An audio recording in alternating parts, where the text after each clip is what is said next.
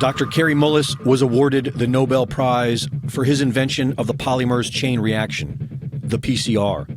The PCR is a method of analysis and wasn't designed to test for a virus. Mullis explains why. And with PCR, if you do it well, you can find almost anything in anybody. It starts making you believe in the sort of Buddhist notion that everything is contained in everything else, right? I mean, because if you can amplify one single molecule up to something that you can really measure, which PCR can do, then there's just very few molecules that you don't have at least one single one of them in your body, okay? So that could be thought of as a misuse of it, just to claim that it's meaningful. The PCR test can potentially find anything you are looking for, depending on how high you turn it up.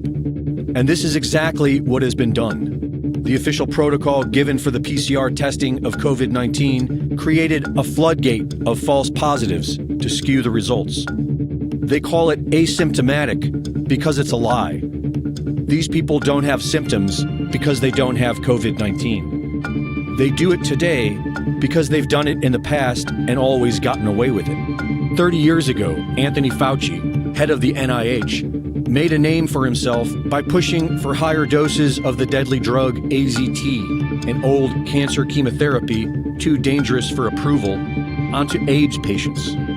Kary Mullis was hired to measure HIV in people's blood samples with his PCR. He was working under the premise that HIV was the probable cause of AIDS.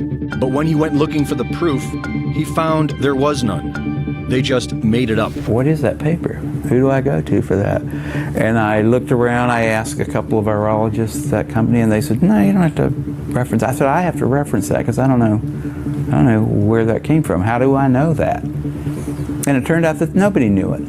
And I was getting really freaked about that. That's when I first started saying, they don't know. Nobody really knows. This whole thing is a big sham. Mullis pointed out how the CDC was losing money and how the HIV-AIDS connection brought their profits back in the black, and how the men at the highest levels were all in on it. Kary Mullis knew these men were dangerous. They don't want people like me walking up and asking them those kind of questions, and they're willing to go to great lengths to prevent that. They're out on a limb. I wouldn't want to be there with them. But he was still outspoken.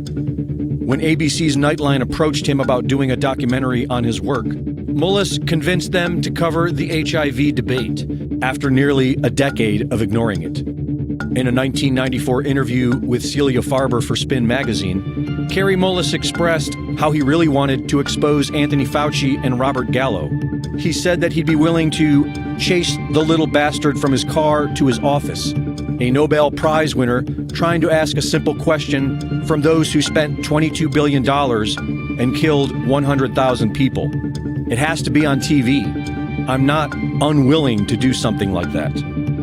Unfortunately, not many people were listening back then. And on August 7th, 2019, just about 3 months before the first utterance of COVID-19, Kary Mullis, age 74, a Nobel Prize winner, inventor of the PCR test, a man who was once willing and eager to expose Anthony Fauci, quietly died of pneumonia. The timing of it all is mysterious to many of us.